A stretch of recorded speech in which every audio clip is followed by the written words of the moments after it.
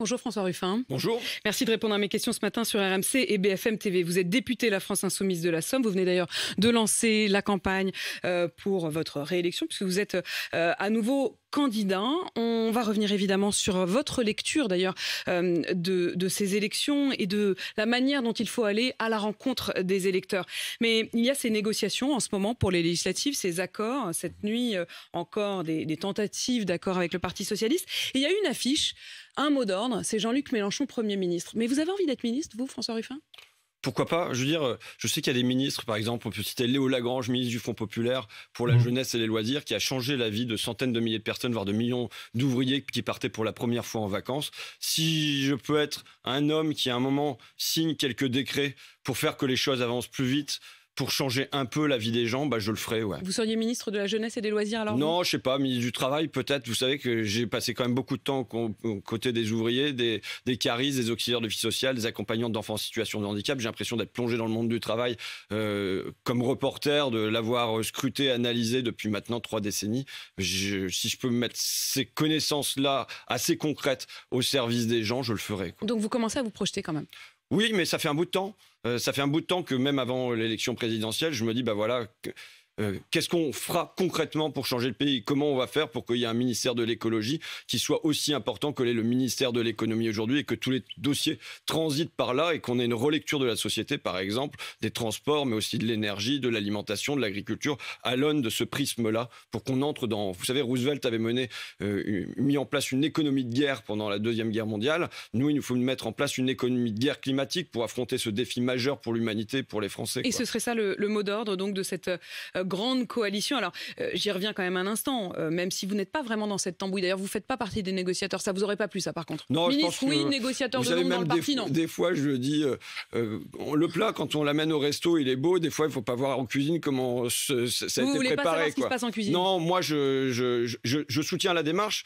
En 2017, moi, j'ai été élu avec le soutien des communistes et des écolos, et j'espère avoir la même chose pour ma campagne dans mon coin. Et j'ai longtemps prôné un front populaire écologique. Donc je sais que pour avoir un débouché populaire, il faut quand même rassembler assez large. Maintenant, la principale alliance qui va nous rester à trouver, on peut trouver des alliances comme ça de partis, se mettre d'accord, ainsi de suite, mais la principale alliance qui va rester à trouver, c'est avec le pays, c'est avec les gens. C'est quand même eux qu'il faut aller reconquérir massivement. Donc ça, c'est une espèce d'étape préalable. Si on la remplit, tant mieux, et il faudrait mieux, mais derrière, le gros du boulot, ça reste d'aller conquérir les gens, à la fois dans les quartiers populaires et dans les campagnes populaires. Et ben on va prendre les choses les unes après les autres, puisque vous le dites, il faudra peut-être passer par ce préalable. On le voit bien avec Écologie Les Verts. C'est bon, c'est signé. Avec le Parti Socialiste, ça coince, vous le regrettez? C'est pas terminé, là, c'est en cours. Donc on va bien voir. Il y a les communistes. Moi, je suis assez attaché à ce que les communistes avec qui on a construit l'humain d'abord, le premier programme de Jean-Luc Mélenchon, avec qui on était à leur côté ensemble pour le non, qui me paraît le moment fondateur, le 29 mai 2005, le non au traité constitutionnel européen. Au fond, on a une gauche là qui se reconstitue autour du non de 2005, qui dit non à la concurrence. Vous vous sentez plus proche quand même du PC que du PS, quoi? Bah, ça, c'est certain. Ouais. C'est certain, mais je pense qu'il y a une locomotive qui est lancée. Il faut faire rentrer le maximum de personnes dans le wagon. Et puis, il est très clair qu'on doit avoir un PS qui se distingue d'un François Hollande qui nous a mis Macron sur les rails. Voilà, donc c'est le train Macron, c'est quand même François Hollande qui l'a posé. La loi travail, c'était lui. Le critère de compétitivité emploi, c'était lui. Et pour ma part, la disparition de la Picardie noyée dans des Hauts-de-France, que je regrette toujours parce que moi je suis pour Picardia Independenza, c'est aussi signé François Hollande. Donc il est très clair qu'il faut rompre avec ça pour le Parti socialiste lui-même. On voit que vous êtes en campagne locale là. Non, mais de toute façon, je le dis toujours, mais moi je suis député de Picardie debout, vous savez. Mais justement, vous disiez quand même à l'instant, je voudrais revenir d'un mot, vous dites c'est quand même François Hollande qui a lancé le train et Macron qui est lancé dedans. Vous avez dit d'Emmanuel Macron qu'il était le bâtard de François Hollande, vous avez un peu regretté quand même cette expression, non? En fait, j'étais stupéfait par le fait qu'il y ait une polémique autour de ça. Qu'est-ce que j'ai dit? J'ai dit Emmanuel Macron est le fils ou l'héritier ou peut-être plutôt le bâtard de François Hollande. Mais c'est un terme technique. Et j'ai regardé, je suis quand même stupéfait que les journalistes et les macronistes ne se soient pas décidés à ouvrir un dictionnaire pour voir que ça veut simplement dire... Enfant illégitime. Enfant illégitime. Non, mais il y a évidemment une définition. C'est aussi devenu une injure, vous ne pouvez pas nier le savoir. Ça a été utilisé pendant des siècles, et vous êtes amateur de littérature tout comme moi, ça a été utilisé par Victor Hugo, ça a été utilisé par Shakespeare, ça a été utilisé par Zola, ça a été utilisé par Balzac. Évidemment, mais récemment c'est devenu une injure, vous ne pouvez pas faire semblant de ne pas le savoir. Non, je ne fais pas semblant de ne pas le savoir. Le sens premier, c'est enfant illégitime. Et il est évident que Macron est l'enfant illégitime. Il y a des enfants sans doute plus légitimes, type Manuel Valls, type Pierre Moscovici, type Jean-Christophe Cambadélis que vous receviez, qui sont dans la filiation naturelle de François Hollande. Et vous savez, même moi, je fais une fierté de ma bâtardise. C'est-à-dire quoi? Je suis évidemment un bâtard de la famille insoumise. C'est-à-dire que j'amène quelque chose qui est des éléments extérieurs et qui ne sont pas dans le pur prisme. Donc j'en fais une fierté et je considère que aujourd'hui, alors il faudrait se demander au fond, si François Hollande en est le père de Emmanuel Macron, qui en est la mère? Bon, j'ai entendu circuler des hypothèses. Si vous posez la question, c'est que vous aviez déjà réfléchi. Oui, parce que ça m'a amusé, j'ai entendu circuler des hypothèses sur est-ce que c'est Manuel Valls, est-ce que c'est Nicolas Sarkozy. Pour moi, c'est Margaret Thatcher. Il est évident qu'on a en Emmanuel Macron le thatcherisme à visage poupin. Vous voyez, mais c'est ça qui nous est vendu. Pourquoi poupin? Pourquoi toujours enfant? Parce qu'il garde ce visage d'enfant, et tant mieux pour lui, quoi. D'ailleurs, il a été élevé à la même école que vous? Oui, je ne l'ai jamais rencontré. Hein, mais vous le tutoyez d'ailleurs plusieurs fois, y compris quand vous l'interpellez. Jamais. Dans des livres, vous l'avez dit par exemple, ce pays que tu ne connais pas. Voilà. C'est évident. C'est évident. Et, je veux dire, l'élection de dimanche, elle marque, il y a 2 dimanches maintenant, mais il faut mesurer le détachement dont elle témoigne. On a un détachement du pays d'avec l'idéologie macroniste, mais qui au fond est la poursuite de l'idéologie du oui de 2005. Mais il faut voir que des territoires entiers, et j'y suis, se sont maintenant détachés de ce pays-là. Et je tire la sonnette d'alarme, moi. Je tire la sonnette d'alarme sur une tension qui s'installe dans la société entre des territoires qui se sentent exclus, des classes qui se sentent exclues, qui se sentent éloignées de tout ça, et un projet politique qui est aujourd'hui minoritaire dans la société. Moi, je veux bien, mais enfin, ce pays que tu ne connais pas, il se trouve qu'il l'a quand même élu, ce pays qu'il ne connaît pas. Mais je le redis, il l'a élu d'abord par défaut au 2e tour, ça c'est très clair, et ensuite, le projet d'Emmanuel Macron est aujourd'hui minoritaire dans la société. Le projet sur les retraites est minoritaire dans la société, le projet sur le libre-échange est minoritaire dans la société, le projet sur la concurrence... Minoritaire dans la société, mais majoritaire dans les voix. Non, il n'est pas majoritaire dans les voix. Il a été élu, vous n'allez pas me dire qu'il n'a pas été élu, vous n'allez pas tous nous faire le projet, il n'est pas légitime. Non, je dis, moi je reconnais la légitimité du président de la République, je ne reconnais pas la légitimité de son projet. Il n'a pas été élu sur son projet, il y a eu un non-projet, il n'a pas été élu sur son projet. Il faut comprendre, parce que sinon, on se prépare, Madame de Malherbe, à des temps très durs dans la France, à des temps de tension extrême. Si Emmanuel Macron considère que son projet est légitime et que donc il peut passer en force sur ce qu'il prévoit de faire, on se prépare à des temps de tension. À quoi pensez-vous? Je pense qu'il y a des gens qui à la fois vont décrocher et encore basculer davantage vers le Rassemblement national. Ça va être pour le volet des urnes, et avec des temps de tension très importants dans la rue aussi. Parce que, qu'est-ce qui se passe? C'est qu'au fond, je repars du vote de 2005. À l'époque, 55% des Français disent non au traité constitutionnel européen. Ils disent non à la concurrence libre et non faussée. Ils disent non à la circulation des capitaux et des marchandises. Vous savez que c'était 80% chez les ouvriers. Donc c'était très très massif. On est passé par là-dessus. Et qu'est-ce qui se passe? Il se passe que depuis ce temps-là, nos dirigeants, notre élite politique, elle continue à mener le même projet en sachant qu'elle le fait sans le peuple et sans doute contre le peuple. Voilà ce qui se passe depuis maintenant 15 ans. Le péché originel du référendum de 2005, vous dites, dans les urnes, ça serait aller davantage vers le Rassemblement national et dans la rue, aller davantage vers de la violence. Je voudrais qu'on vienne d'un mot sur ce qui s'est passé lors des manifestations du 1er mai. Vous manifestiez, mais dans votre région. À Paris, en marge d'un cortège, il y a une femme qui a agressé et empêché de travailler un pompier. On en sait davantage sur elle. Elle est infirmière, elle est anti-pass et elle a voté Jean-Luc Mélenchon. Est-ce que c'est ça aussi votre électorat? En tout cas, toute ma solidarité évidente avec ce pompier et avec tous les pompiers qui font leur travail dans le pays. Et c'est évident il a porté plainte d'ailleurs. Il a bien raison. Il n'a pas à se faire taper quand il fait son travail. Donc ça, c'est... Voilà. Mais cette femme, c'est vers vous qu'elle se tourne. C'est Jean-Luc Mélenchon pour qui elle a voté. Ça ne me pose pas de problème que l'expression de la colère dans les urnes aille sur nous, plutôt qu'ailleurs. Mais en revanche, je le dis, son geste, évidemment, J'y suis fermement opposé. Mais vous n'avez pas nourri aussi cette forme d'expression d'une forme de violence? Non, pas du tout. Il me semble que, vous savez, moi, à chaque fois qu'il y a eu dans l'hémicycle des minutes de silence pour les militaires, pour les gendarmes, pour les policiers qui se trouvaient être blessés ou davantage tués dans l'exercice de leurs fonctions, je me suis levé et j'ai respecté la minute de silence. Donc il n'y a pas de difficulté de ce côté-là. Vous, oui. Mais tout le groupe insoumis. Et Jean-Luc Mélenchon avec. Le rapport entre Jean-Luc Mélenchon et la police, vous Non, mais là, c'est pas la police, en plus, c'est les pompiers. Non, il y a eu aussi, dans cette manifestation, elle s'en est pris également aux pompiers. On doit pouvoir avoir sur la police un regard froid, qui est de se dire que c'est une institution, comme la justice est une institution, comme l'économie est une institution, et qu'on doit pouvoir réformer aussi la police. Et il y a la nécessité aujourd'hui de réformer la police. Quand le mouvement de Gilets jaunes se traduit à l'arrivée par plus de 200 crânes fracturés, par 30 personnes qui ont perdu un œil pour toujours, par 6 mains arrachées, et qu'à la fin, il n'y a pas d'excuse du président de la République, il n'y a pas de qu'est-ce qu'on va faire pour avoir un maintien de l'ordre qui fasse qu'il n'y ait pas des gens qui soient blessés. Et moi, ça ne me satisfait pas. Je veux dire, je suis blessé moi-même quand il y a un blessé, qu'il s'agisse qu'il soit dans les forces de l'ordre ou qu'il soit chez les manifestants. Il y a une complicité implicite du préfet qui a laissé faire. En tout cas, je pense que ce type d'intervention dans... Vous dites pas non. Ouais, je pense que ces violences dans les manifestations, elles rendent plus service à l'ordre qu'elles ne le desservent. Parce que moi, mon gamin, j'ai pas de problème à les amener en manifestation à Amiens, à faire le tour de la manif en poussant la bicyclette, vous voyez. Je vais pas pouvoir faire la même chose à Paris. Et maintenant, il y a une hésitation des gens à aller en manifestation. Ça va les décourager d'aller manifester. Évidemment, ça peut décourager d'aller manifester, de se dire, mais on va être pris dans quelle violence, qu'est-ce qui va se passer? Et donc, au fond, il y a une complicité, je sais pas si elle est mais objective, quelque part, entre l'ordre et ces violences. Comment on fait pour parler aux fâchés pas fachos, comme vous dites? Ça, c'est tout mon travail. Je pense qu'il y a un certain nombre de thèmes. D'abord, il faut y être. Il faut y aller. Il faut discuter avec eux. Il ne faut pas avoir peur d'entendre des choses qui choquent. C'est la première chose. Et ensuite, il y a sans doute un certain nombre de thèmes qu'il faut mettre en avant. C'est quoi les choses qui choquent?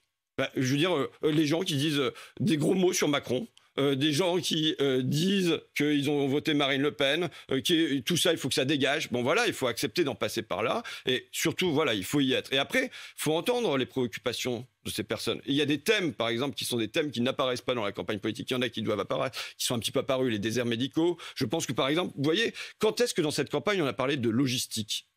800 000 travailleurs de la logistique. Qu'est-ce que vous voulez dire quand vous dites logistique? Eh bien, quand est-ce qu'on a parlé du fait que... Vous parlez d'Amazon, vous parlez oui, je parle d'Amazon. Je parle d'Amazon, je parle des livreurs, mais vous allez dans mon coin et dans plein de coins, qu'est-ce qui se passe? Les anciens lieux de production industrielle sont devenus des hangars de l'Europe. On a des hangars qui se construisent partout.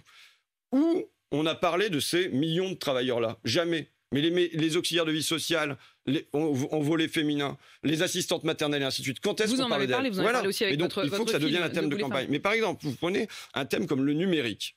Aujourd'hui, les gens qui sont paumés, parce que quand ils doivent faire leur déclaration pour entrer à la retraite, ils n'ont plus la possibilité d'avoir quelqu'un en face d'eux. Il faut qu'ils fassent tout par des sites internet, avec des mots de passe à remplir, et ils sont paumés là-dedans. Vous parlez de la question de l'humain, quoi. Bah oui, je parle de la question de l'humain. Et je vois que quand on a parlé beaucoup de la dépendance. Je vois que quand je vais dans mes campagnes, eh ben, on me dit que pour aller faire une démarche à Pôle emploi, pour faire une démarche à la CAF, pour avoir une carte grise, c'est plus possible d'avoir des gens en face de soi pour nous aider à traiter ça. Et ça, c'est un thème qui est quelque part infrapolitique, mais qui pour moi doit devenir, par exemple, l'un des thèmes politiques à porter au premier plan. Alors il y a ces millions de salariés de ce qu'on a appelé la deuxième ligne, il y a les déserts des médicaux, il y a cette question-là, mais il faut y être pour porter l'oreille à ça, y être attentif et amener ces sujets sur le... Est-ce que c'est pour ça que vous avez perdu? Parce que quand même, il faut à un moment, voilà, vous nous dites, ça y est, on s'imagine déjà quand même à Matignon pour les uns, dans des ministères pour les autres. Enfin, la réalité, c'est quand même que vous avez perdu. Oui, mais j'en ai posé le diagnostic très clairement et dans les jours qui ont suivi, parce que je le pressentais.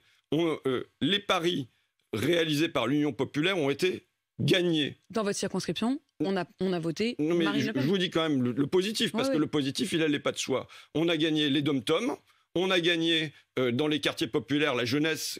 Pardon, vous avez gagné les dom-tom. Ceux qui ont voté pour vous au premier tour dans les dom-tom, ils ont voté Marine Le Pen. Mais oui, pourquoi tour. Parce que la colère, elle s'exprime, et tant mieux si on arrive d'abord à faire exprimer cette colère-là sur une voie... C'est une réussite que vos électeurs aient voté Marine Le Pen au deuxième tour ? Non, c'est pas du tout une réussite, ça. Mais en revanche, c'est une réussite que le fait que la colère, elle aille sur nous, c'est-à-dire quelque chose qui porte la colère, mais qui réussisse à produire une alchimie qui amène de l'espérance derrière. C'est cette alchimie qu'il nous faut produire, elle n'est pas simple. Mais voilà, les paris réussis par l'Union populaire, c'est les dom-tom, c'est la jeunesse populaire des quartiers, et c'est la France des centres-villes qui est plus sur des questions d'écologie, et ainsi de suite. Et bon, ces 3 paris sont remplis. Je le dis, il y a un pari qui n'a pas été effectué, donc voilà, c'est les campagnes populaires. C'est tout ce qui est la France périphérique, la France des ronds-points, la France des gilets jaunes. Là-dessus, on est très, très, très, très faible. Mais il faut le regarder comme une chance. Et comment vous faites pour leur parler Ce que je vous ai dit, expliqué avant, vous voyez. Non, mais ça suffit pas de parler de la logistique et de parler des armes. Quelles sont les réponses que vous apportez ? Je vous dis,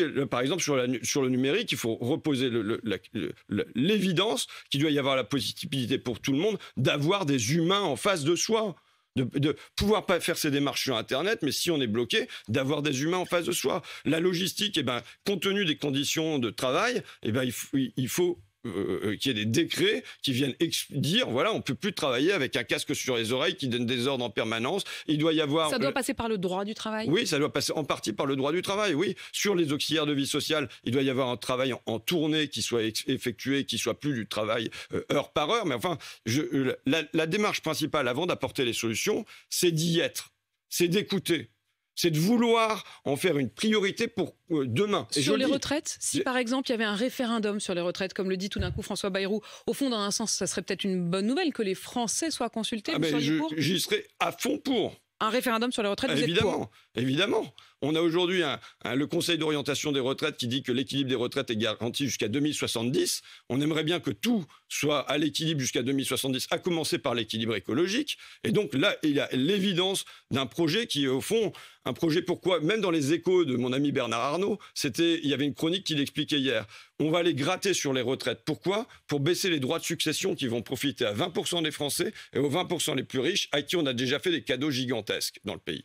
Donc voilà, après, vous dites comment reconquérir les campagnes populaires. Les campagnes populaires, elles doivent être reconquises, surtout aujourd'hui, sur leur pouvoir de vivre. On a une inflation qui est galopante. Que Choisir vient de lancer un indice, c'est 5% d'augmentation. Et en fait, c'est davantage dans les campagnes, puisque le prix de l'essence est bien au-delà, donc on est sans doute entre 8 et 10% d'inflation. Je vous l'ai déjà proposé ici, mais je le redis, moi je suis pour une indexation. Je suis des salaires sur l'inflation, des retraites, des minima sociaux, que tout soit indexé sur l'inflation. Ça a été le cas jusqu'en 1983. Jusqu'en 1983, quand il y avait une inflation, qu'est-ce que tout ça a été raccroché et ça a augmenté en parallèle. Il nous faut renouer avec ça et faire qu'il n'y ait pas une inflation d'un côté et puis les revenus du travail qui évoluent pas de l'autre. Donc là, ça me semble une priorité pour que soit garanti aujourd'hui le pouvoir d'achat des Français. Comment vous faites ensuite ? Parce que j'ai commencé en vous demandant si vous vouliez être ministre, mais quand on regarde tous ceux qui ont vécu la même expérience que vous du pouvoir de l'insoumission, je pense à Podemos en Espagne, je pense à Alexis Tsipras avec Syriza en Grèce, à chaque fois qu'ils sont arrivés aux portes du pouvoir, ils se sont cassés les dents. D'abord, Podemos n'a pas été au pouvoir, aux manettes. Aux portes du pouvoir. Mais Syriza, pour le coup, ils y sont rentrés. Donc on a déjà des situations qui sont différentes. Et c'est plus du tout vos amis. De toute façon, l'histoire pour nous... C'est facile d'être pur quand on est en dehors du pouvoir, je veux dire. D'abord, je ne me prétends pas pur. Je le dis franchement parce que ça voudrait dire qu'à partir du moment où vous allez trouver une tâche sur un individu, vous allez le réduire à sa tâche, en général. Donc je ne me prétends pas pur. Et j'ai même pas des visées utopistes pour ma part. Vous savez, je dis changer la vie...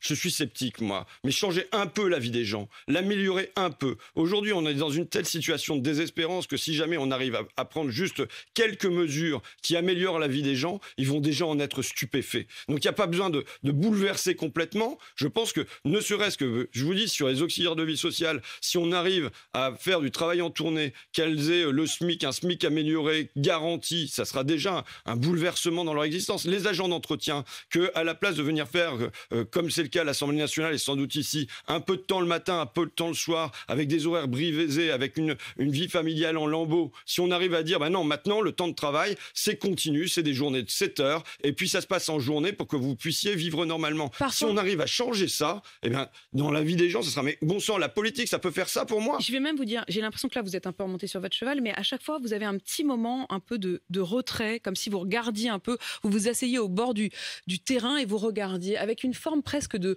lucidité ou peut-être de tourment en vous disant... La tâche, elle est colossale. Est-ce qu'on est prêt? La tâche, je sais qu'elle est colossale. Vous savez, je sais la montagne qu'on a à gravir, la montagne de résignation d'abord, qui s'est installée dans le cœur des gens. Donc ça, est-ce qu'il y a ces moments? Il y a tout le temps. Mais moi, je les ai tous les jours. Vous savez, je dis l'optimisme de la volonté, le pessimisme de la lucidité. Donc évidemment, je suis traversé par des phases où je me dis, de découragement. Ça va de soi. Ça a été le cas là ces derniers jours? Pas ces derniers jours, parce que ces derniers jours, je trouve que la manière dont on a été porté jusqu'au 22%, et la manière dont ça a été donné en proposant un chemin pour la suite par Jean-Luc Mélenchon et les collègues, c'est-à-dire en disant voilà, on se projette dans la bataille des législatives, ça fait que ça ouvre une espérance. Là, ce qui se passe à gauche ouvre une espérance. Ça veut dire qu'on va pouvoir dire aux gens, écoutez, il y a un autre bâton pour battre Macron que celui de Marine Le Pen. Et peut-être que c'est un bâton qui peut gagner. Pourquoi vous utilisez cette métaphore du bâton? Parce que c'est ça que les gens ils cherchent. Ils cherchent chasser. Oui, ils cherchent un bâton pour battre Macron. Ils cherchent un bâton pour battre Macron. Ils prennent le bulletin. Mais c'est bien ça d'encourager à vouloir prendre un bâton pour battre Macron. Ça me dérange pas si le bâton c'est un bulletin de vote en l'occurrence. Enfin la métaphore que vous utilisez, c'est quand même celle du bâton quoi. Tout le monde la comprend. Mais voilà. Et aujourd'hui, ils cherchent le plus gros bâton. C'est comme ça dans la vie. Et si jamais c'est la loi de la jungle. Quoi. Non, c'est pas du tout la loi de la jungle. C'est la loi électorale. Aujourd'hui, ils veulent chasser Macron et on leur dit voilà, il y a un bâton pour chasser Macron et en leur disant, mais finalement, vous votez, ça fait 40 ans que les Le Pen, ils sont là, ça fait 40 ans qu'ils perdent, ça fait quelque part 40 ans qu'ils servent le pouvoir. En faisant que la colère, elle part de ce côté-là et que elle peut pas se transformer en un bloc majoritaire. Maintenant, je le redis, le bloc majoritaire, il va falloir le construire avec les gens, et en ayant une union populaire qui soit l'alliance des quartiers populaires, mais aussi des campagnes populaires. Réconcilier toute la France et oser parler aux fâchés, pas fachos. Voilà donc votre leitmotiv. François Ruffin, merci d'avoir répondu à mes questions. Je rappelle que vous êtes candidat à votre réélection, député La France Insoumise de la Somme. Il est 8h54 sur RMC et BFM TV.